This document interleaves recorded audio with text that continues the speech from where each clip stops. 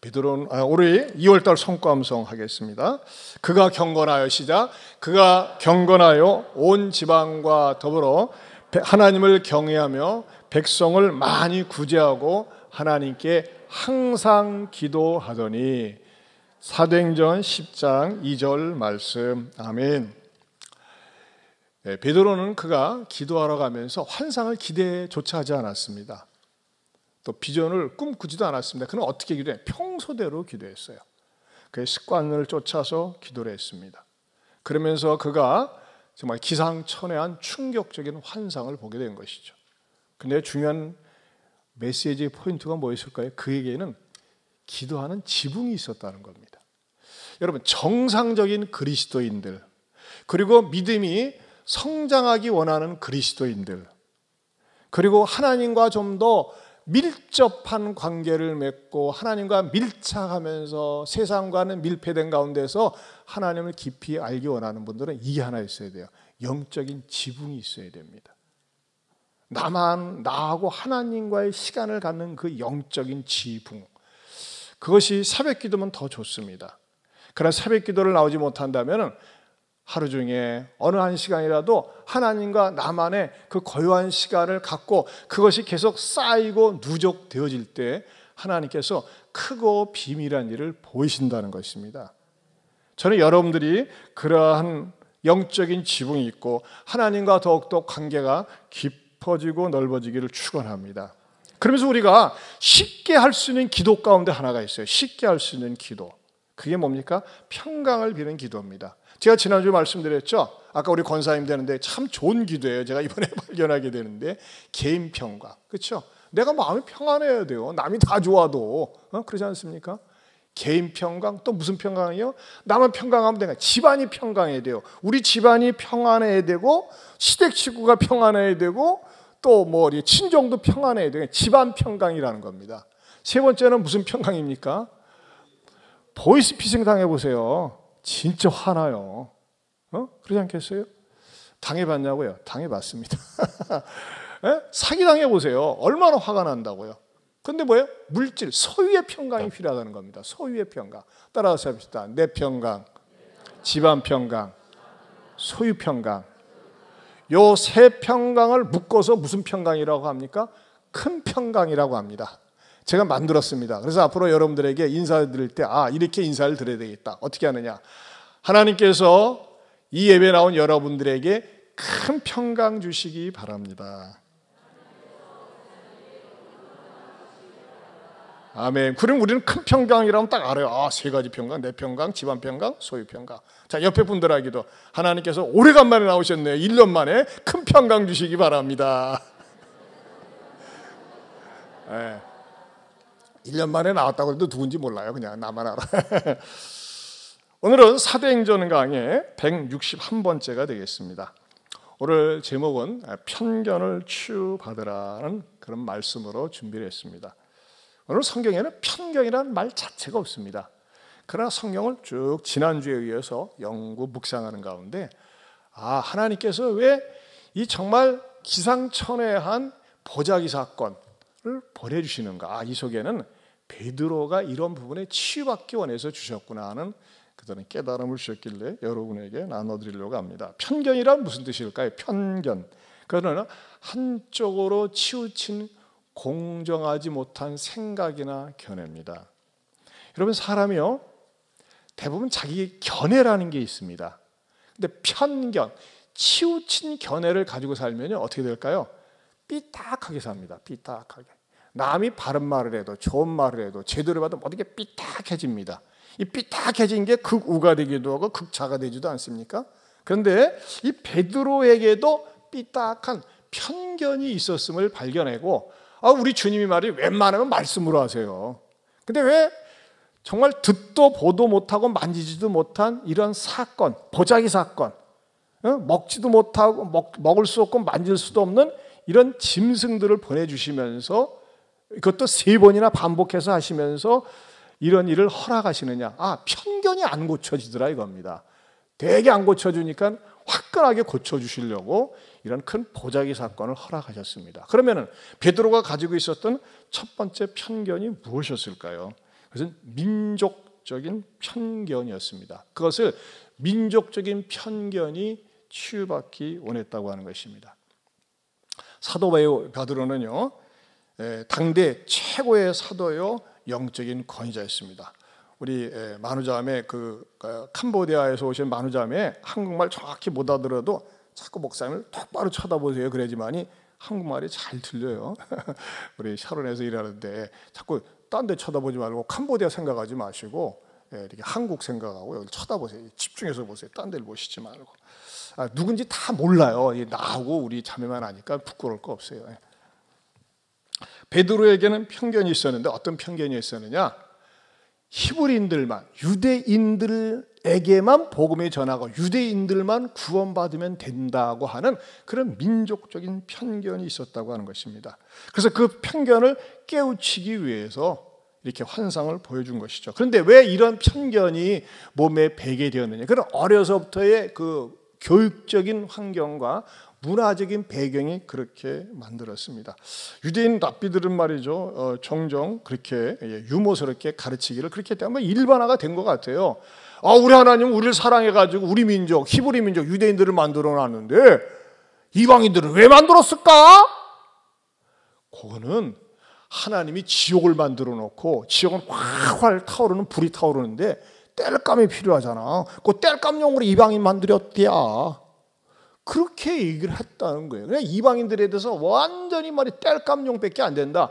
그런 사고방식을 갖도록 하고 무시했다는 것입니다. 그리고 유대인 랍비들은요, 이렇게 기도를 했대요.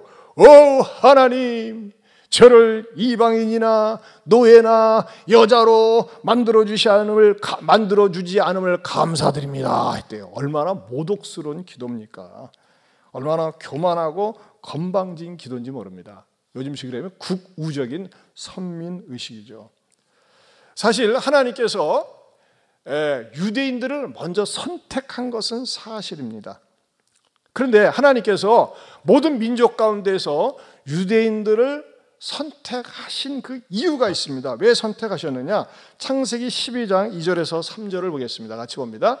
내가 너 아브라함으로 큰 민족을 이루고 내게 복을 주어 내 이름을 창대하게 하리니 너는 복이 될지라.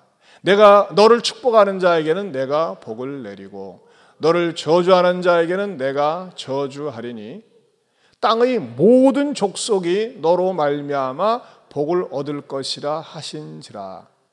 여러분, 하나님이 아브라함, 소위 아브라함이라고 하는 존재는요, 유대인들의 민족의 조상인데 이 선택한 목적이 여기 있었어요. 너로 말미암아 모든 족속이 복을 받도록 하기 위해서. 그런데 유대인들은 말이죠, 이 아브라함 선택으로 말미암아 주변의 모든 민족들이, 모든 사람들이 복을 받기 위해서, 복을 얻기 위해서 선택을 하셨는데 이 뒷부분은 생략하고 앞부분에 초점을 맞췄다는 거예요. 앞부분에 너를 축복하는 자에게는 복을 내리고 너를 저주하는 자에게는 저주한다. 네가 최고다, 1등이다.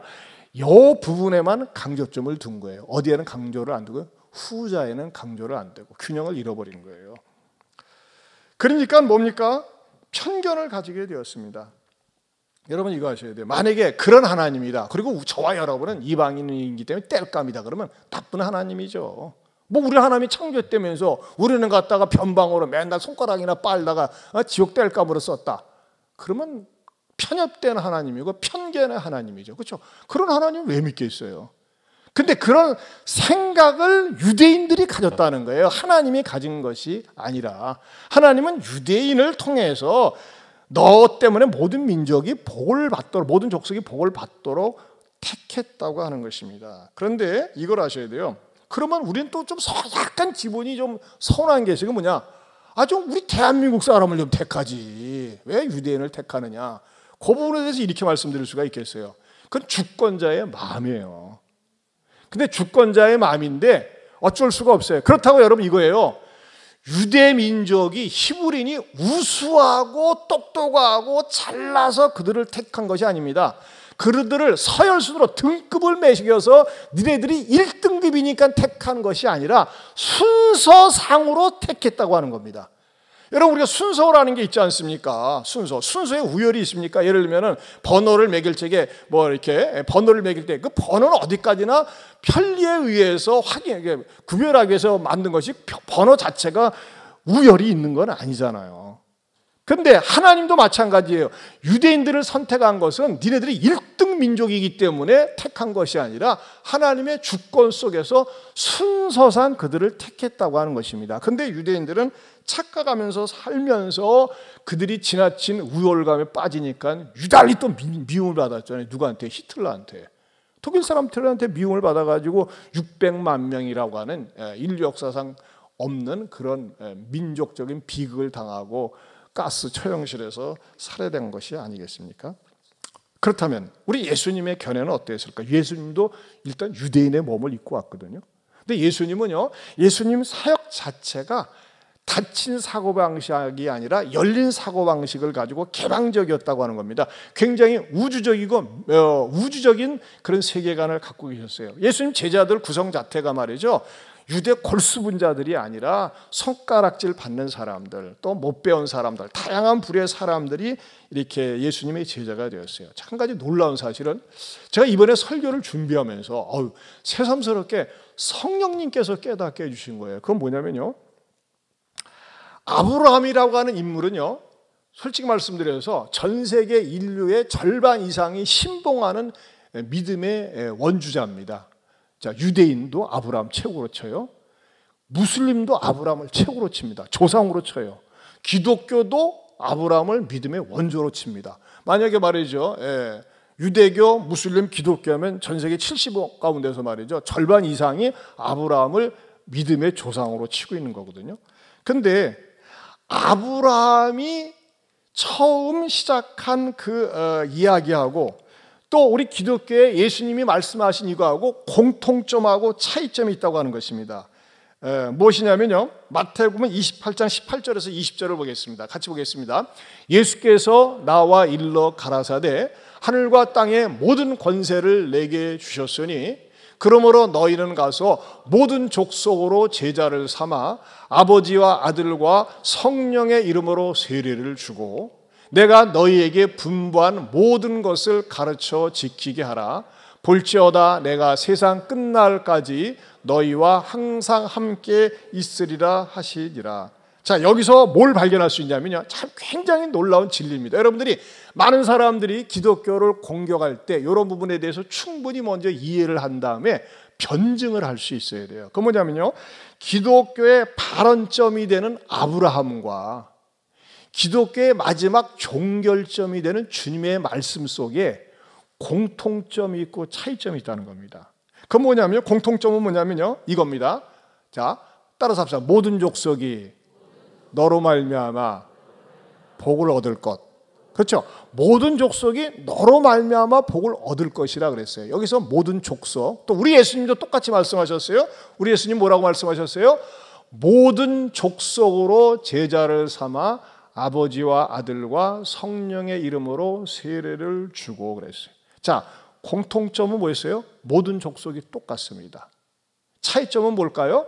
아브라함으로 말미암아 복을 얻을 것이라 그랬어요. 근데 아브라함으로 말미암아 복을 얻는다고 했을 때 그 복에 추상적이지 구체적이지는 않습니다.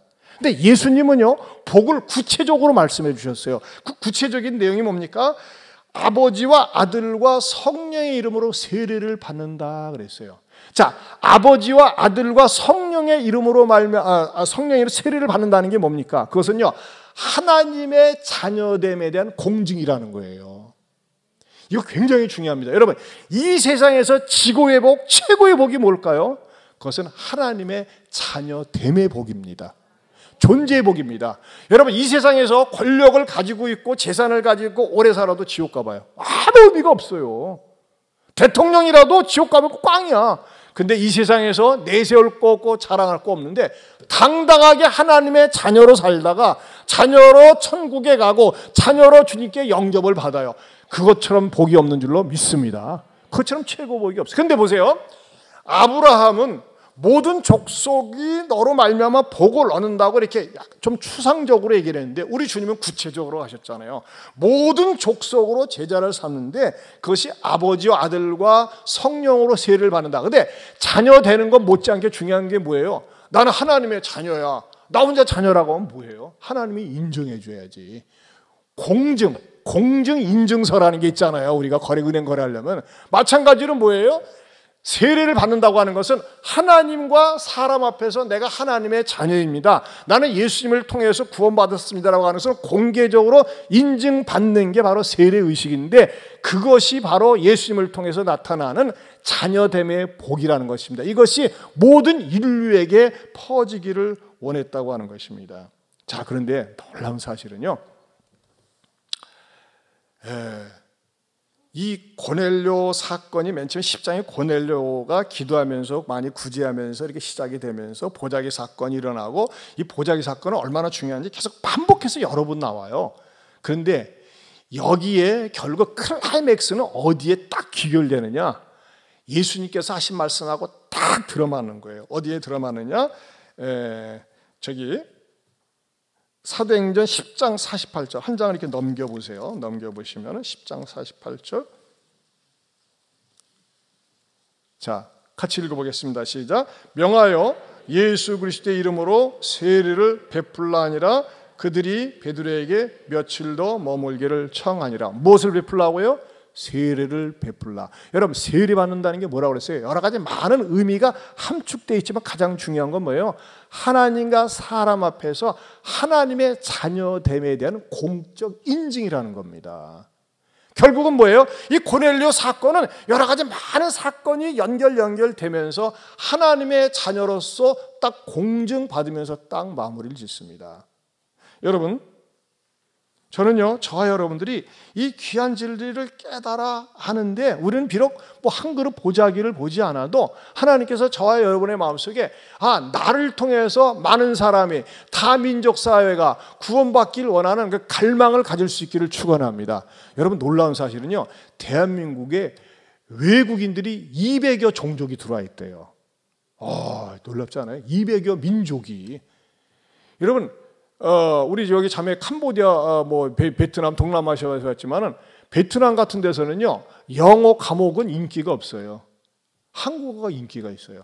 우리나라는 영어 배우려고 난리치잖아요. 그래서 잘 못하고. 왜? 영어 배워봤자 취직할 데가 없답니다. 근데 베트남 같은 데서는 한국어를 배우면요, 그쪽에 삼성이라든지 뭐 대기업들이 많이 들어가 있으니까 그 직장에 취직하려면 한국어를 배우는 게 훨씬 채용도 좋고 조건이 좋기 때문에 한국어를 배워요. 여러분, 여긴 뜻이 있어요. 왜 하나님께서 한국어를 말세지 말에 쓰시는 겁니까? 우리 민족이 복음에 대한 열정이 있으니까 이 다문화, 다민족 사회에 복음을 전하기 위한 축복의 도구로 쓰시려고 우리를 쓰시는 줄로 믿습니다. 한 걸음 더 나가서 우리는 말이죠, 지역적인 감정을 가져서는 안 됩니다. 서울에 가면요, 어떤 교회는 이북 사람만, 거긴 이북이라고 안 해요. 리북 사람만 모시다. 리북 사람만 모여서 예배를 해서 타도 사람이 오면 은근히 차별하고 무시하고, 또 어떤 교회는 경상도 사람만, 어떤 교회는 또 전라도 사람만, 그래가지고 다른 데서 오면 이렇게 은근히 홀대하고 그러는 교회들이 있어요. 잘못된 겁니다. 그런데 감사하게도 제가 섬겼던 서울 사랑의 옥하는 목사님이 경상도 토백이세요. 근데 제가 그때 전도사로 갔을 때 수석 보목사님이 전라도 토백이었어요. 지역 차별이 없는 거예요. 각자 주어진 은사대로 또 능력대로 쓰임 받는 거예요. 제가 소속된 칼렛이라는 모임은 진짜 지역을 초월해서 아름답게 모이고 있어요. 여러분, 절대 지역 차별하지 마시기 바랍니다. 지역 감정 가져서는 안 됩니다. 우리 교회도 말이죠, 여러 도에서 오신 분들이 여러분들이 계세요. 얼마나 감사한지 모르겠어요. 여러분, 지역 감정, 이거 좋은 것 아닙니다. 여러분, 우리가 감정은 가져야 돼요. 어떤 감정을 가져야 될까요? 따라서 합시다. 예수 감정. 그렇죠? 예수님 감정을 가지고 타 지역 사람, 타 도 사람, 타 문화권 사람을 볼 때 그것이 하나님 앞에 편견 없이, 그 민족적인 어떤 지역적인 편견 없이 살 수 있다는 것입니다. 두 번째는요, 부정한 사람에 대한 편견을 치유해 주시길 원했다고 하는 것입니다. 부정한 사람.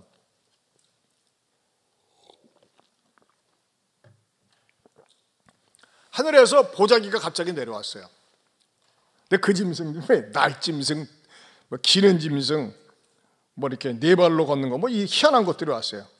또 뭐 이 베드로가 항상 배고플 때인데 그것도 폭 삶아가지고 소금이랑 온 게 아니라 살아있는 것들이 나왔으니 얼마나 기겁을 하겠습니까? 근데 거기에는 한결같이 부정한 짐승들이었다고 하는 것입니다. 성경에서는 구체적인 어떤 짐승들이가 나와 있지 않은데 이 여러분들이 궁금하면 이 못 먹어요, 나는 먹을 수 없습니다 이 짐승들은 레위기 11장에 자세히 나와 있어요. 부정한 짐승들, 이런 거 먹지 말고 손대지 말라, 이렇게 나와 있습니다.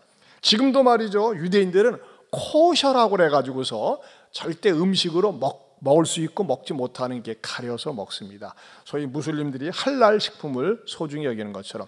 그러나 이것마저도, 음식에 관한 것마저도 말이죠, 우리는 자유함이 있습니다. 왜냐하면 원래 성경대로는 돼지고기 못 먹습니다. 굽이 갈라졌기 때문에 못 먹어요. 근데 우리 주님께서 이렇게 말씀하심으로 말미암아 우리 돼지고기 얼마나, 김치찌개 얼마나 맛있어요. 상관없어요. 자유함을 얻어야 돼. 그러나 또 성경에서 가르치는 청결한 짐승들, 먹지 말아야 될 짐승들, 또 위생학적으로, 의학적으로 이렇게 좋지 않은 것들은 먹지 말아야 되는데 유달리 밝히는 민족이 있어요. 중국 사람들. 여러분, 코로나19가 왜 왔어요? 들쥐, 뭐 이렇게 천상갑. 여러분, 들쥐, 제가 말이죠, 필리핀에 가가지고 들쥐들만 사는 그 팔라와라는 동굴을 가는데 정말 지저분하고 더럽더라고요. 근데 그 들쥐를 잡아서 말이죠, 회쳐서 먹고, 그런 것들이 뭡니까? 그런 것들이 이제 코로나 바이러스의 자연 숙주가 먹으면서 사람 몸에 전이가 되고, 그래서 지금도 어떤 목사님들이나 의사들은요, 코로나19라고 하지 않습니다. 우한 폐렴이라고 합니다. 우한 폐렴. 맞는 말이에요. 근데 하도 이제 중국이 입김이 세다 보니까는 코로나19로 하는데 엄밀한 의미에서 우한 폐렴이에요. 그것이 발원지가 바로 중국이에요. 중국에서 우한에서 발원된 거예요. 근데 왜 그런 거예요? 그런 것들을 왜 먹어요? 왜? 그런 것들은 먹지 말라고 하는데, 그러고 보면 성경에서 말이죠, 수천 년 전에 인간의 몸에 해로운 것들은 안 먹는 게 좋다고 이렇게 미리 가르쳐 주신 것을 보면 얼마나 성경의 말씀이 지혜가 있는지 모릅니다. 그런데 여기에서 이 부정한 짐승들에서 파생된 의식 구조가 있어요. 그 유대인들에게 이 부정한 짐승들에 의해서 파생된 그 의식 구조가 뭡니까? 부정한 사람이 있다는 겁니다. 부정한 사람들 가운데는 이방인들 또는 장애인들, 아무튼 죄다 모든 장애인들, 뭐 맹인들, 뭐 아무튼 뭔가 종류의 그 장애인들이 있지 않습니까? 이런 사람들은 부정하다고 이렇게 취급을 했다고 하는 거예요. 등급을 매기고. 근데 이것을 갖다가 뭐예요? 깨는 거예요. 부정한 사람은 없다고 하는 것입니다. 우리 예수님께서는 말이죠, 직접 사역을 하시면서 부정한 많은 사람들을 접촉하셨어요. 대표적인 예수님 당시에 부정한 사람이 나환자였어요. 나환자는 말이죠, 천벌을 받았다 그래가지고 이 사람들은 돌아다닐 때 나는 부정하다 막 외치며 다녀야 했어요. 왜? 그래야지만이 다른 사람에게 감염이 되지 않고 서로를 보호할 수 있기 때문이도 그렇고 부정하다 하면서 다녔어요. 근데 어떻게 했어요? 예수님은 직접 나환자를 터치해 주셨어요. 그러면 그 나환자의 부정한 것이 예수님께 전염이 됐느냐? 아니에요. 오히려 예수님을 통해서 그 사람이 깨끗함을 받았어요. 12년 동안 혈루병을 앓던 여인, 그 사람도 부정한 사람입니다. 근데 그 사람이 주님의 옷자락을 만졌을 때 주님이 원래대로라면 부정해져야 되는데 오히려 그 사람이 정결함을 받았습니다. 그렇습니다. 온갖 종류의 병자나 장애인, 죄인들도 예수님께 나와서 예수님을 만나면 그들이 정결한 사람이 되었고 새 생명을 얻었고 구원을 얻었습니다. 여러분, 일반적으로는요, 일반적인 것은 어떤 병에 감염된 사람이요, 특히 뭐 코로나 같은 경우 감염된 사람이 건강한 사람과 접촉을 하고 마스크를 벗고 얘기하면 감염이 되겠죠. 그렇지 않습니까? 또 건강한 사람도 나는 건강하니까 하면서 큰 소리 치고 마스크 벗고 또 이렇게 감염된 사람하고 접촉하고 하면 감염이 되게 돼 있어요. 예를 들어서 그렇습니다. 그러나 여러분, 아무리 부정하고 아무리 더러운 사람도 예수님을 만나면 깨끗함을 받았다고 하는 것입니다. 왜 그랬을까요?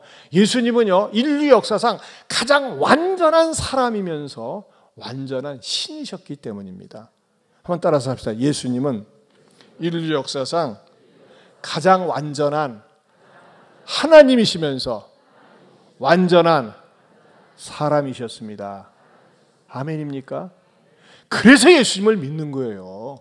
인류 역사상 어떤 인간이 완전한 퍼펙트한 인간, 퍼펙트한 신이 없었다고 하는 겁니다. 누구밖에? 예수님밖에. 그래서 천하 인간의 구원 얻을 만한 그 이름을 예수님밖에는 주신 일이 없었습니다. 그런데 이 베드로는 그 예수님이 사역과 예수님이 직접 이렇게 개방적이고 열린 사고방식을 가지고 사역을 하는 것을 직접 보면서도 깨우치지를 못하니까 보자기를 통해서 깨우쳐 주신 거예요. 그리고 나중에 뭐라고 합니까? 베드로가 마침내 고넬료를 만나서 그가 마침내 고백한 게 이렇게 고백을 했어요. 그가 그 편견이 어떻게 치유받았습니까? 부정한 것에 대해서 사도행전 10장 34절입니다. 같이 보겠습니다. 베드로가 입을 열어 말하되 내가 참으로 하나님은 사람의 외모를 보지 아니하시고 각 나라 중 하나님을 경외하며 의를 행하는 사람은 다 받으시는 줄 깨달았도다. 베드로는 외모를 봤어요. 이방인이네? 별거 없네?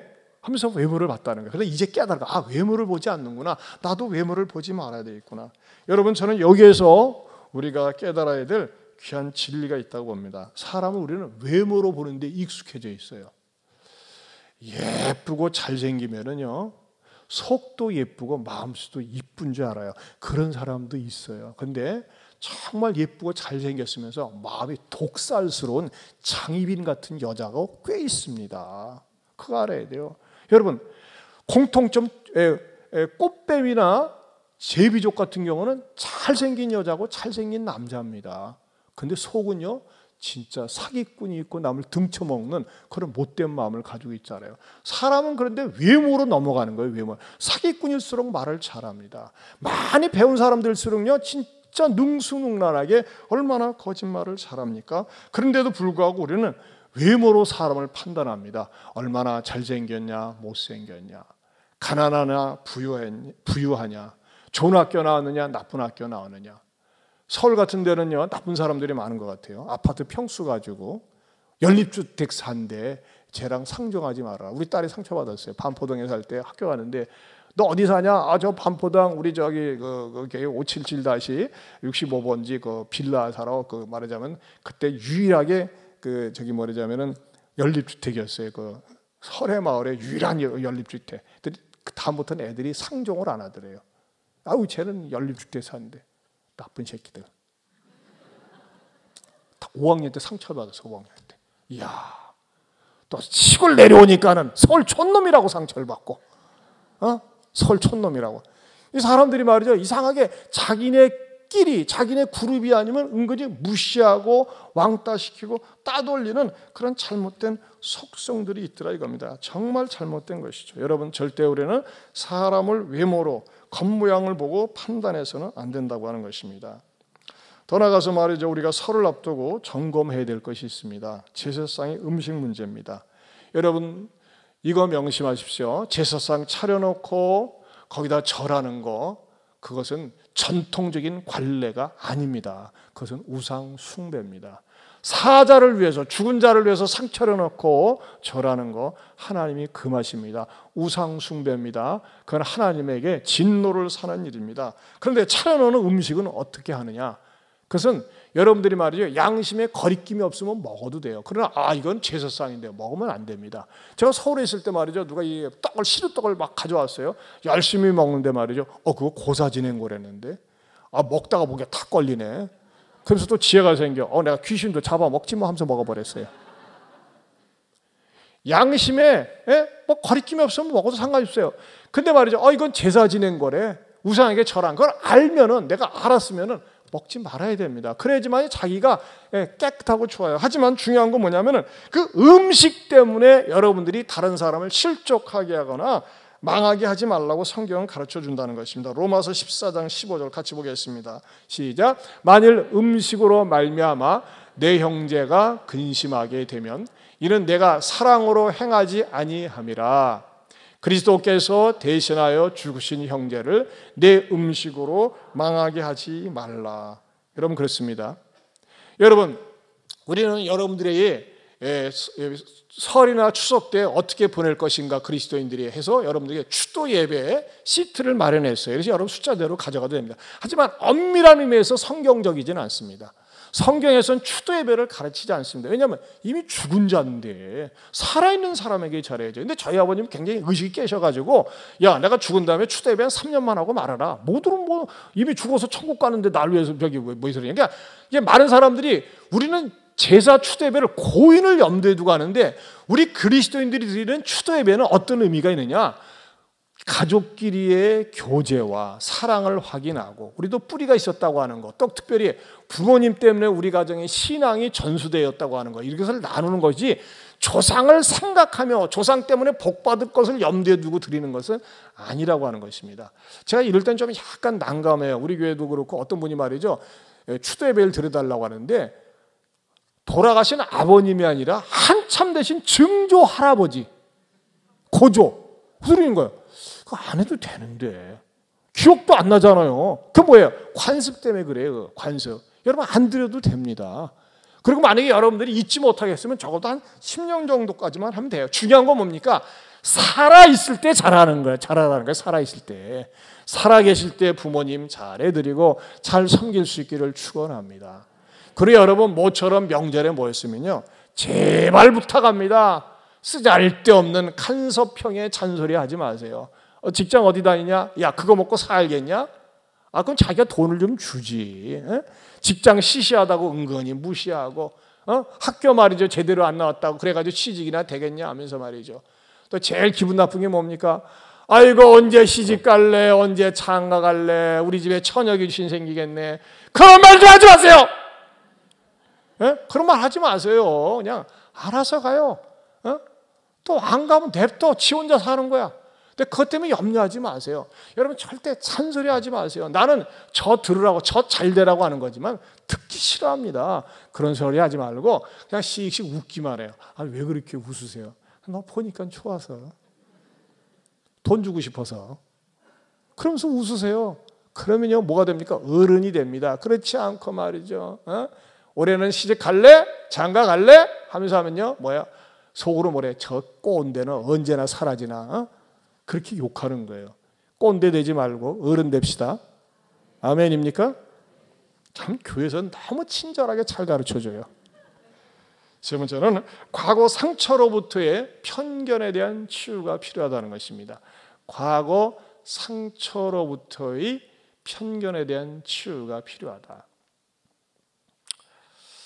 어떻게 해서 이 말씀이 나왔냐면요, 예수님이 십자가 처형 언도를 빌라도로부터 받고 그것을 집행한 사람들이 있어요. 예수님에게 온갖 모욕과 조롱을 하고 또 예수님에게 성경에서 그냥 가볍게 스치고 지나갔지만 예수님의 채찍에 맞으셨다 그랬는데 39대의 채찍에 맞으셨습니다. 여러분 The Passion of Christ 보면은 인상 쓰면서 채찍질하는 장면 나오지 않습니까? 그 영화에서는 사실적으로 묘사를 못했지만 채찍질 한번 할 때마다 말이죠, 그 채찍 속에 그 뼈다구라든지 뭐 이렇게 낙 같은 게 있어가지고 한번 이렇게 채찍질하면 몸이 폐입니다. 폐가 뼈가 다 보인대요. 그 정도로 예수님은 뭐예요? 채찍에 맞으시고 온갖 조롱과 멸시를 당했다고 하는 것입니다. 그런데 그것을 누가 했느냐? 마가복음 15장 17절에서 20절입니다. 같이 보겠습니다. 마가복음 같이 봅니다. 군인들이 예수를 끌고 브라이도리온이라는 뜰 안으로 들어가서 온 군대를 모으고 예수에게 자색 옷을 입히고 가시관을 엮어 씌우고 경례하여 이르되 유대인의 왕이여 평안할지어다 하고 갈대로 그의 머리를 치며 침을 뱉으며 꿇어 절하더라. 희롱을 다한 후 자색 옷을 벗기고 도로 그의 옷을 입히고 십자가에 못 박으려고 끌고 나가니라. 자, 이런 것을 집행한 사람들은 누구라고 그랬어요? 로마 군인들이었어요. 여러분, 예수님이 이 세상에서 사형 틀 가운데서 사형식 가운데서 가장 잔인하고 무서운 게 십자가거든요. 근데 그것을 예수님이 고난당하실 때 처음부터 마지막까지 진두지휘한 사람이 누굽니까? 로마 백부장입니다. 로마의 백부장. 물론 오늘 성경에 나오는 고넬료는 아니에요. 하지만 여러분 보세요. 베드로는요, 처음부터 끝까지 쭉 십자가를 따라가면서 그 광경을 로마 군인들이 예수님에게 비참하게 한 것을 두 눈으로 보았고 그것을 진두지휘하는 사람이 로마 백부장인 걸 알고 있어요. 근데 로마 백부장을 만나래. 똑같은 사람은 아니지만 어떻게 하겠어요? 그것에 대한 상처가 확 떠오르지 않겠어요?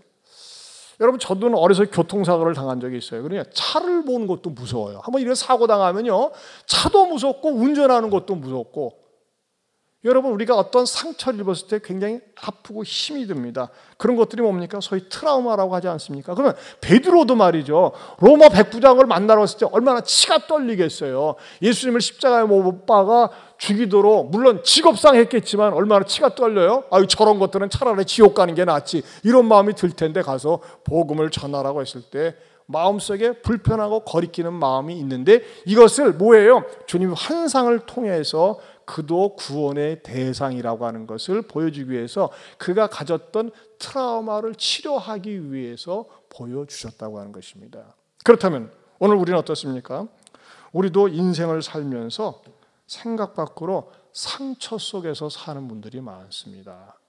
아, 이 사람하고 살면 평생 행복하게 살 줄 알았는데 저런 인간이었다니 하면서 말이죠, 이 사람이 저 인간으로 바뀌는 남편들이 얼마나 많습니까?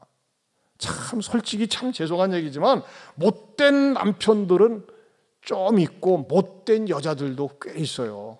그래서 이제 남자들은 말이지 나이를 먹으면 은근히 참 사람들한테 좀 미움을 받는 것 같아요. 남편이란 존재는 이래저래 골칫덩어리 이런 유머가 있어요. 한번 들어보세요. 정말 나 이거 읽고 굉장히 가슴이 아프더라고. 집에 두면 근심덩어리, 같이 나오면 짐덩어리, 혼자 내보내면 걱정덩어리, 마주 앉아있으면 왼수덩어리. 왜 그럴까요? 예수님이 없어서 그래요. 여러분, 예수님을 믿는 아내나 남편이 있으면 어떻습니까? 제가 이렇게 바꿔봤어요. 집에 두면 안심덩어리, 같이 있으면 안내덩어리, 같이 나오면 안내덩어리, 혼자 내보내면 자유덩어리, 마주 앉아있으면 행복덩어리. 아멘. 여러분, 우리가 인생을 살면서 의외로 상처를 잘 받습니다. 근데 의외로 먼 데서 받지 않습니다. 여러분, 김정은 때는 상처받은 사람 손 들어보세요. 별로 없어요. 의외로 남편한테, 아내한테, 그렇게 공들여 키운 자식한테, 직장에서 동료한테, 상사로부터 또는 후배로부터, 내가 그토록 믿어왔던 그 사람으로부터 상처를 받습니다. 젊은 세대들은 모르는데 저희 세대 50대 이후만 돼도 잘 아는 배우가인데는 윤정희 씨예요. 윤정희. 옛날 국민 배우. 남편이 피아니스트 백건우. 근데 그 사람이요, 남편과 지금 별거 상태로 있어가지고 백건우 씨가 돌아다니면서 내 마누라 노만 걸렸어요. 그래가지고 지금 윤정희 씨가 알츠하이머 치매병 해가지고 지금 얼굴 보면요, 옛날보다 20년은 폭삭 늙어가지고 폐인이 되었답니다. 프랑스에서. 그래가지고 청와대의 국민 게시판에 청원이 올라왔어요. 그 윤정희 씨 국민 배우인데 남편에도 버림받고 딸 하나 있는데 딸도 남편이 되려고. 남편이 유명한 백건우거든요. 피아니스트. 옛날에 환상적인 부부였어요. 배우와 남편이 프랑스에도 인기 있었는데 돈 떨어져, 건강 약해져, 기운 떨어져 없으니까 버림을 당한 거예요. 그러니까 이 끝판에 좀 한국에 데려오면 안 되겠냐고. 또 여러분이 감동되시면 집 하나 마련하셔서 그분 모시면 어떨까 싶은 생각이 들어갑니다.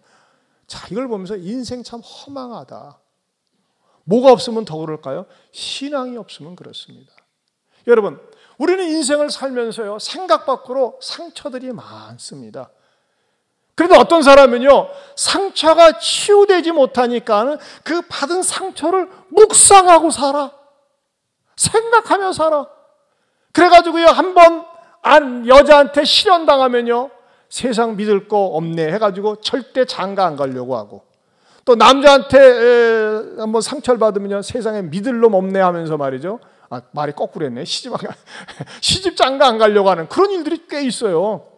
전에 그런 상담을 한 적이 있었어요. 자기는 아버지가 너무 싫대. 왜? 젊은 날에 엄마에게 너무나 못되게 굴어서 자기는 절대 시집 안 간대. 근데 지금은 부모가 잘 살거든요. 근데 옛날에 아버지가 자기 엄마에게 행하였던 그 못된 짓거리 때문에 그게 딱 응어리가 되어가지고 절대 시집을 안 갈래. 생각도 안 하고 있어요. 그런 사람들이 의외로 많이 있습니다. 부모가 행복하게 살지 못하고 폭력과 폭언이 난무하는 그런 가정 속에는 자녀들 치고 말이죠. 결혼에 대해서 굉장히 부정적입니다. 저는 이런 청년 남녀들이 있다면 하나님께서 치유해 주시기를 바랍니다. 여러분, 우리가 이렇게 살 수 있어요. 내가 직접 당하진 않았지만 그 상처의 현장 직간접적으로 있음으로 인해서 그 받은 트라우마 때문에, 남편 때문에, 아내 때문에, 자식 때문에, 부모 때문에 받은 상처 때문에 그것을 품고 앓고 사는 사람들이 있어요. 여러분, 이거 치유받아야 됩니다. 하나님께서 혹시 여러분 가운데서 여러분들이 표현하지는 않았지만 마음속에 그 어떤 깊은 상처, 남편이나 아내나 자식이나 부모나 동서지간 또는 시댁, 심지어는 친정, 어떤 들은 말 때문에, 나를 무시한 것 때문에, 경멸한 것 때문에 상처받은 분들이 있다면 이것으로 인해서 여러분들 끙끙 앓아가면서 고통스럽게 편견 속에서 사는 것이 아니라 주님이 여러분의 마음을 어루만져 주시고 치유해 주시기를 바랍니다. 치료받아야 됩니다. 치료받아야지만 어떻게 됩니까? 내가 하나님 앞에 당당하게 살 수 있고 떳떳하게 살 수 있고 밝게 살 수 있습니다. 이 시간에 우리 하나님께서 치유해 주시기 원하는 마음으로 이 찬양 같이 불렀으면 좋겠어요. 성령 하나님 나를 만지소서. 이 마이크 가져가시죠. 성령 하나님 나를 만지소서. 상하고 깨어져 지친 나를 새롭게 하소서. 성령의 바람 시들은 내어 살리소서. 성령 하나님, 성령 하나님 나를 고치소서. 하나님 나를 고치소서.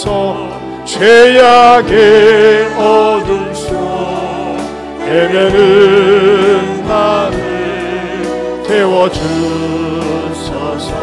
성령의 불로 세상 헛된 맘 태우소서. 임하소서.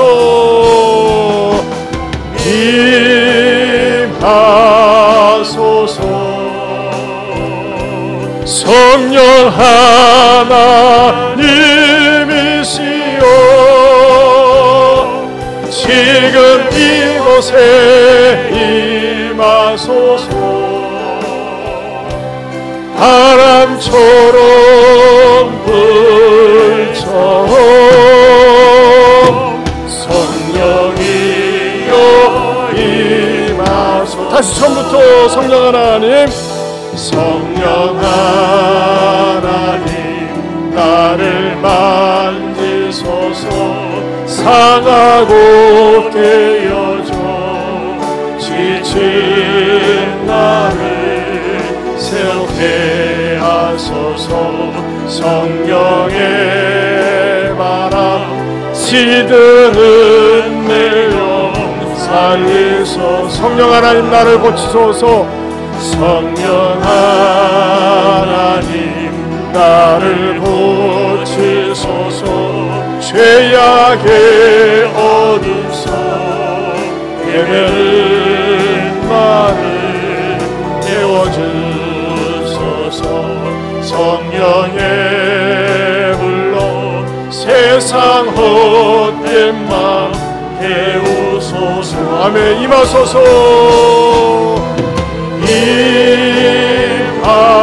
임하소서.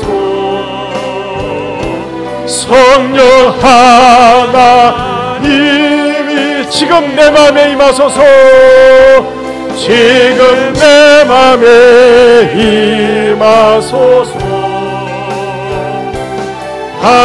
바람처럼 불처럼 성령이여 우리 두 손 들고 성 임하소서. 임하소서. 성령 하나님이시여 지금 내 맘에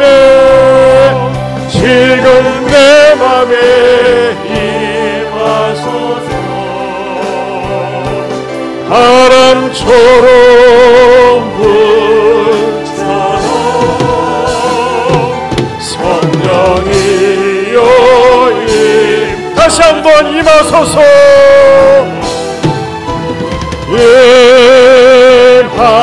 임하소서. 성령 하나님이시여 지금 내 맘에 임하소서. 바람처럼 물처럼 성령이여 우리 악기 없이 우리 육성으로 목소리로만 임하소서. 임하소서. 성령 하나님이시여 지금 내 맘에 임하소서. 바람처럼 불처럼 성령이여 우리 남자분들만 악기 없이 남자분들만 임하소서. 성령 하나님이시여 누구에게요? 지금 내 맘에 임하소서. 바람처럼 물처럼 성령이여 우리 자매들만 육성으로 해봅니다. 자매들만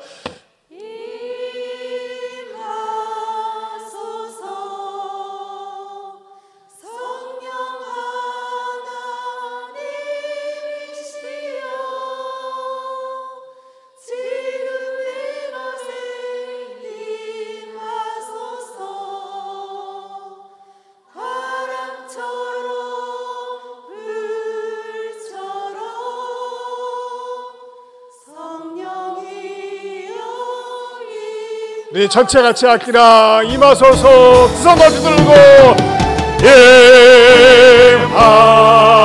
임하소서.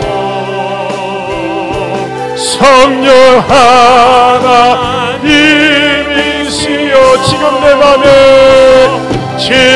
내 맘에 임하소서.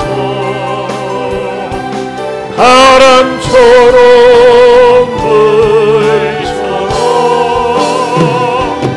성령이여 임하소서.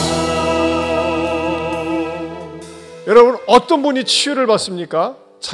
내 마음을 내놔야 돼요. 여러분 의사 앞에 가서 그냥 아파요 하면 의사도 몰라요. 어디가 어떻게 아파요? 언제부터 아팠어요? 이 증상들을 얘기해야 돼요. 그렇죠? 마찬가지예요. 내 영혼의 질병 의사가 못 고칩니다. 그러나 주님은 치료하십니다. 주님 나 이렇게 아픕니다. 내가 속이 상합니다. 주님 미움으로 가득 차 있습니다. 원망으로 가득 차 있습니다. 내 마음이 아파요. 내 마음이. 하나님 내 마음을 치료해 주세요. 내 영혼이 아파요 하면서 주님 앞에 털어놓으세요. 주님 앞에 털어놓으세요. 그럴 때 하나님께서 여러분에게 찾아오셔서 위로해 주시고 싸매해 주시고 터치해 주시리라 믿습니다. 우리 두 손 들고 우리 주여 한번 부르고 기도합니다. 주여 하나님 아버지 감사합니다. 오늘의 말씀을 아버지 우리 사랑하는 성도의 저리 배신당하고 하나님 아버지 이런 것 때문에 아버지를 고통당하고 우리 성도들이 있습니다. 주님 천국으로 만들어주시고 그래서 하나님 앞에 고침받고 말씀을 통한 비전을 보게 하여 주시옵소서. 긍휼과 자비를 베풀어 주시고 치유하시고 아버지 함께하여 주옵소서. 오 주님,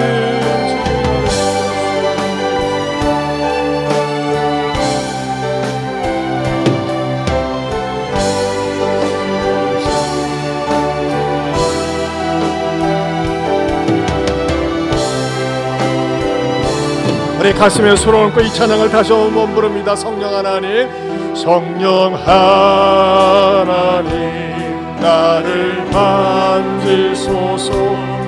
상하고 깨어져 지친 나를 새롭게 하소서. 성령의 바람 시들은 내 영 살리소서. 고치소서. 성령 하나님, 나를 고치소서. 죄악의 어둠속 헤매는 나를 깨워주소서. 성령의 불로 세상 헛된 맘 태우소서. 임하소서. 임하소서. 성령 하나님이시여, 지금 내 맘에 임하소서. 바람처럼 불처럼 성령이여 임하소서. 하나님 아버지, 이 자리에는 남편으로부터, 아내로부터, 때로는 내가 낳은 자식으로부터, 또는 부모로부터, 직장 동료로부터, 또 상사로부터, 부하 직원으로부터 인격 모독적인 말을 듣기도 하고, 무시당하기도 하고, 이용당하고 사기당하고 배신당한 것 때문에 그런 상처가 자리 잡고 있는 분들이 있습니다. 저는 그 상처를 오래 두면 편견이 되고, 사람이 싫고, 나 혼자 살고 싶고, 어디로 도망가고 싶고, 만사가 귀찮게 됩니다. 병에 걸립니다. 조울증에 걸립니다. 조증에 걸립니다. 조현병에 걸릴 수 있습니다. 하나님, 이 시간에 성령님 찾아오셔서 내 상한 마음 어루만져 주시옵소서. 고쳐 주시옵소서. 예수 이름으로 명하노니 멍든 내 마음 나을지어다, 회복될지어다. 사랑하는 성도들 어루만지시고 치유하여 주시옵소서. 예수님 이름으로 기도합니다. 아멘. 모처럼 등록한 분이 오셨습니다. 감사합니다. 이세미, 최은혜, 이희정, 민경원 네 분이 연합해서 우리 소지숙 집사님하고 더불어서 인도하셨네요. 귀한 발걸음 하셨습니다. 올해 들어서 오늘 2부 때도 등록을 하시고 참 이렇게 하나님께서 보내주시니 너무나 감사하네요. 김진아님 어디 계세요? 네, 잠깐 일어섰다 앉아주세요. 잘하셨습니다. 감사합니다. 네, 감사합니다. 몇 주 나오셨는데 고맙습니다. 하나님께서 우리 예안교회를 통해서 큰 평강 주시길 바랍니다. 우리 옆에 분들하고 다시 한번 이렇게 쳐다보면서 하나님께서 큰 평강 주시기 바랍니다. 네. 예배 마치고 여러분들이 계단으로 내려가실 수도 있지만은 현관으로 내려가실 수도 있습니다. 가셔서 한 가족당 한 세트씩 드리니까는 꼭 좀 기다리셨다가 좀 늦었지만은 가져가시기 바랍니다. 기도하겠습니다. 이제는 우리 주 예수 그리스도의 은혜와 하나님 아버지의 변함이 없는 사랑과 성령님의 감화 감동 교통하심의 은혜가 편견으로부터의 치유를 받고 자유함을 가지고 복음을 전하는 데 쓰임받는 설 명절 가족 선교사가 되겠노라고 다짐하는 모든 성도들 위해 영원토록 함께 있을지어다. 아멘.